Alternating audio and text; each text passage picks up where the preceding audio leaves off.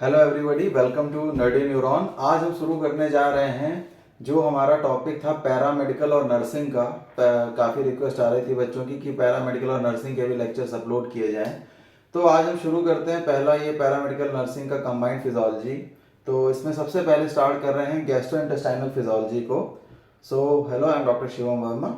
So next, gastrointestinal physiology जो है, इसमें एक बार एक बेसिक लेआउट स्ट्रक्चर देख लेते हैं यहाँ पर कि क्या डायग्राम्स है हमारे पास। पहली चीज़ सबको पता है, माउथ से शुरू हो रहा है, माउथ हो गया। फिर उसके बाद लास्ट पार्ट क्या हो गया, एनस हो गया। ठीक है। अब इसमें बीच बीच में कौन से ऑर्गन्स आते हैं? फूड एंटर करेगा माउथ से, मतलब कि बकल कैविटी से।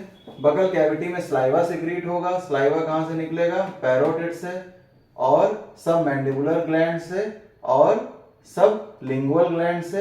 इसके अलावा सब मैक्सिलरी ग्लैंड से। चार ग्लैंड, सलाइवरी ग्लैंड्स इंपॉर्टेंट हो गई। पहली पैरोटिड ग्लैंड, सब मैक्सिलरी ग्लैंड, सब मैंडिबुलर ग्लैंड और सब लिंगुअल ग्लैंड। सब से मतलब होता है उसके नीचे, मतलब पैरोटिड ग्लैंड कान के पास, ऊटेड मतलब कान से मतलब होता है, ऊटेड का मींस कान से। अब इस ग्लैंड की लोकेशन देख रहे हैं कान के पास है ये ग्लैंड। ठीक है, तो ये हो गई पैरोटिड ग्लैंड। दूसरी चीज स्लेवरी ग्लैंड आप देख रहे हैं। बाकी और कौन सी हैं यहाँ पे मेंशन नहीं है इस डायग्राम में। तो बाकी जो स्लेवरी ग्लैंड्स हैं वो है यहाँ पर मैक्सिला के नीचे, मतलब मेरी इस जगह के नीचे आपको मिलेंगे सब मैक्सिलरी ग्लैंड। ठीक है, मैक्सिला के नीचे सब मैक्सिलरी ग्लैंड, टंग के नीचे सब लिंगुअल ग्लैंड, मैंडिबल के नीचे सब मैंडिबुलर ग्लैंड, और जो है इस तरीके से चीजें क्लियर हो जाती हैं। ठीक है। अब एक जब हम नेक्स्ट लेक्चर्स इसमें पढ़ते जाएंगे तो एक एक चीज को काफी डिटेल में पढ़ते जाएंगे, तो यहाँ पे बहुत बॉदर करने की जरूरत नहीं है। फिर फूड पास कहाँ हुआ? ईसोफेगस में आया। ईसोफेगस से होते हुए कार्डियक स्पिंचर से एंट्री किया स्टमक में। स्टमक के बाद पाइलोरिक स्पिंचर से होते हुए गया स्मॉल इंटेस्टीन में, देन लार्ज इंटेस्टीन में। अब डाइजेस्टिव सिस्टम में क्या क्या पार्ट होता है? पहली चीज होती है ये पूरी एलिमेंट्री कैनाल जो आप देख रहे हैं, माउथ से शुरू हुआ, oesophagus, stomach, small intestine, large intestine, and then food out हो गया एनस से। साथ में एसोसिएटेड ग्लैंड्स हैं, कौन सी? लिवर और पैंक्रियाज। ये जानना जरूरी है, लिवर और पैंक्रियाज। सभी चीजों के बारे में हम डिटेल में स्टेप बाय स्टेप पढ़ेंगे। ओके।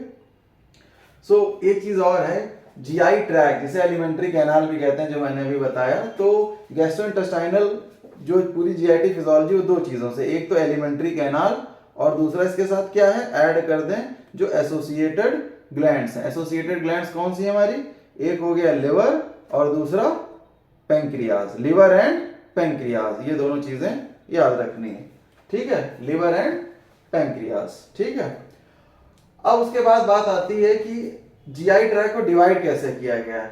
तो अपर जीआई ट्रैक्ट और lower GI tract. Upper GI tract में क्या है? माउथ, फेरेंक्स, ईसोफेगस, स्टमक, खत्म यहां पे। उसके बाद लोअर जीआई ट्रैक्ट में स्मॉल इंटेस्टीन और लार्ज इंटेस्टीन। तो जीआई ट्रैक्ट को दो पार्ट में डिवाइड कर लिया गया, अपर एंड लोअर। ओके, तो ये क्लियरिटी होनी चाहिए। स्टमक तक या थोड़ा पार्ट स्मॉल इंटेस्टीन का भी कंसीडर करते हैं, तो वो हो गया अपर जीआई ट्रैक्ट, और लोअर जीआई ट्रैक्ट मतलब स्मॉल इंटेस्टीन। नर्सिंग पैरामेडिकल में बहुत ज्यादा फोकस करने की जरूरत नहीं है अपर लोअर जीआई ट्रैक्ट में। सिंपली इतना याद रखिए, स्टमक तक अपर जीआई ट्रैक्ट बता दीजिए और इंटेस्टाइन से लोअर जीआई ट्रैक्ट। सो उसके बाद क्या है नेक्स्ट चीज जो आप देखेंगे? अब जीआई ट्रैक्ट में जो अगली इंपॉर्टेंट चीज है कि क्या पर्पस है इसका। तो बॉडी में जो भी आपने खाया पिया, फूड लिया, वाटर लिया, इलेक्ट्रोलाइट्स लिए, न्यूट्रिशन जो पहुंचना है वो किसके थ्रू पहुंचना है? जी, एलिमेंट्री कैनाल के थ्रू। फूड च्यू किया जाएगा, मैस्टिकेशन होगा उसका, देन डाइजेशन होगा, डाइजेशन के बाद एब्जॉर्प्शन होगा, उससे क्या मिलेगा? न्यूट्रिशन। न्यूट्रिशन के साथ साथ वाटर। ठीक है। तो जो फूड का मूवमेंट होगा वो एलिमेंट्री कैनाल के थ्रू होगा। डाइजेशन का प्रोसेस होगा। डाइजेशन के बाद क्या होगा? डाइजेशन के बाद होगा एब्जॉर्प्शन। डाइजेशन के लिए क्या चीज जरूरी है? जो जीआईटी ट्रैक्ट में सिक्रीशन है डिफरेंट एंजाइम्स का।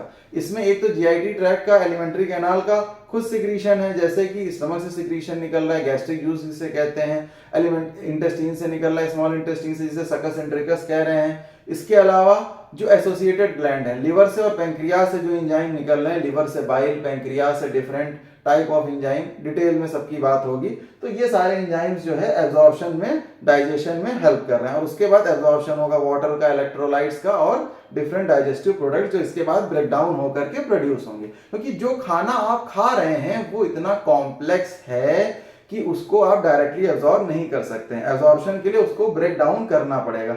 इसीलिए डाइजेशन की सिंपल डिफिनेशन होती है hydrolysis of food. Hydrolysis of food, hydrolysis of food से आप क्या समझते हैं?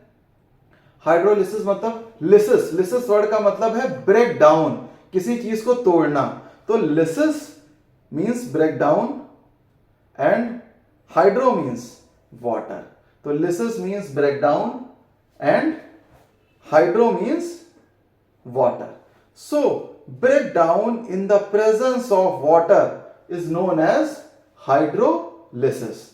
So this is the basic concept of digestion. तो वाटर जरूरी है डाइजेशन के लिए। एक इस एग्जाम्पल के तौर पे से थोड़ा सा देख लेते हैं। जैसे कि फॉर एग्जाम्पल थोड़ा सा कंसीडर करिए, एक मान लेते हैं थोड़ी देर के लिए ग्लूकोज का मॉलिक्यूल है, या ग्लूकोज सिंपलर फॉर्म है, तो थोड़ा पहले सुक्रोज को ले लेते हैं।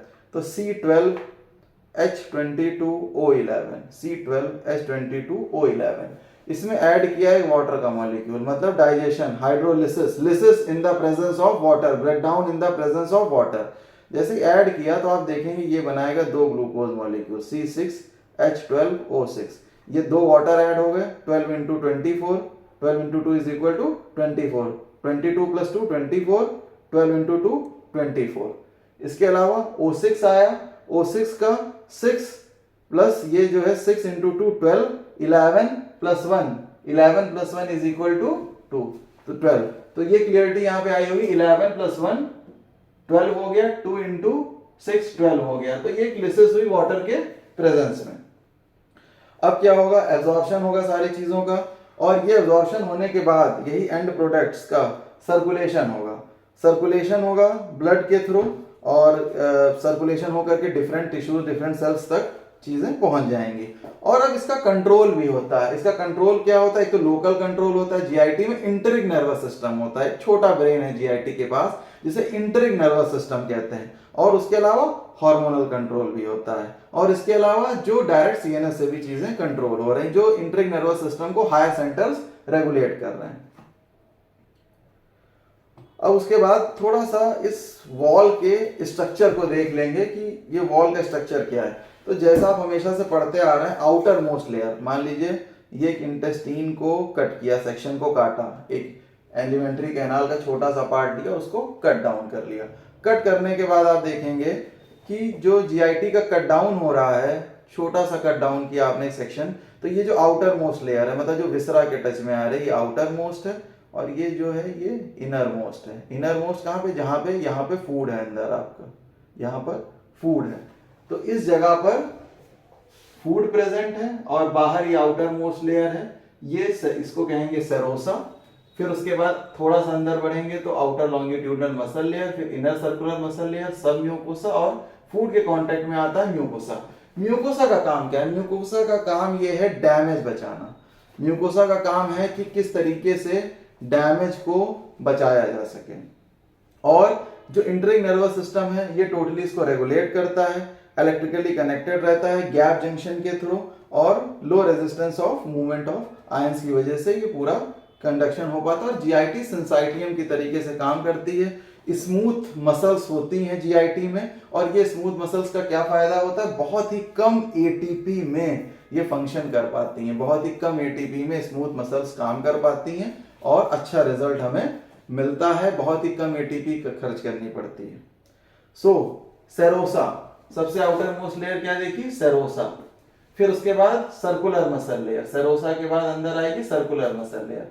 उसके बाद सर्कुलर मसल सबसे अंदर, लॉन्गिट्यूडनल मसल लेयर, तो सेरोसा, सेरोसा के बाद लॉन्गिट्यूडनल, लॉन्गिट्यूडनल के बाद सर्कुलर। और जो इंपॉर्टेंट चीज है यहां पर आप देखेंगे माइंट्रिक प्लेक्सस, ये देखिए माइंट्रिक प्लेक्सस है। ये माइंट्रिक प्लेक्सस जो प्रेजेंट है वो प्रेजेंट है कहां पर? वो प्रेजेंट है लॉन्गिट्यूडनल मसल लेयर और सर्कुलर मसल लेयर के बीच में। ये मूवमेंट को कंट्रोल कर रहा है माइंट्रिक प्लेक्सस।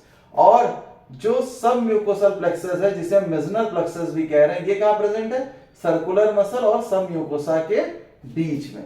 तो जो मेसनर प्लेक्सस है ये मेनली सिक्रीशंस को कंट्रोल कर रहा है, और ये म्यूकोसा प्रेजेंट है अंदर, और म्यूकोसा पूरा काम क्या करे, इसमें फोल्डिंग्स हैं तो दो काम कर रही है। एक तो म्यूकोस सिक्रीट कर रही है जिससे जीआईटी का प्रोटेक्शन हो रहा है, जो एसिड है या हाई अल्कलिनिटी है उससे बचा रही है। दूसरी चीज म्यूकस से फायदा ये है कि स्मूथ मूवमेंट हो पा रहा है, प्रोटेक्शन से स्मूथ मूवमेंट हो रहा है, प्रोटेक्शन हो रहा है उसका। और दूसरा क्या फायदा है, म्यूकोसा के जो फोल्ड्स देखिए यहाँ पे फोल्ड्स बने हुए हैं, ये फोल्ड्स हमें क्या हेल्प कर रहे हैं, फोल्ड ये हेल्प कर रहे हैं कि सरफेस एरिया बढ़ा दिया एब्जॉर्प्शन के लिए, जितना ज्यादा सरफेस एरिया उतना बेहतर एब्जॉर्प्शन। तो ये एक चीज क्लियर हो गई आपको मोटी मोटी। तो सबसे बाहर सेरोसा, उसके बाद लॉन्गिट्यूडनल मसल लेयर, उसके बाद सर्कुलर मसल लेयर। लॉन्गिट्यूडनल और सर्कुलर के बीच में क्या पड़ा है, माइंट्रिक प्लेक्सस जो मसल मूवमेंट को कंट्रोल कर रहा है। उसके बाद सब म्यूकोसल प्लेक्सस जो स्मूथ मसल और स्मूथ मसल जो सर्कुलर के फॉर्म में प्रेजेंट है और सब म्यूकोसा के बीच में प्रेजेंट है। और सबसे अंदर आपको क्या मिल रहा है, म्यूकोसा। सो आई होप ये स्ट्रक्चर एक बार क्लियर हो गया होगा। जीआईटी का डायग्राम है तो डायरेक्टली बना सकते हैं।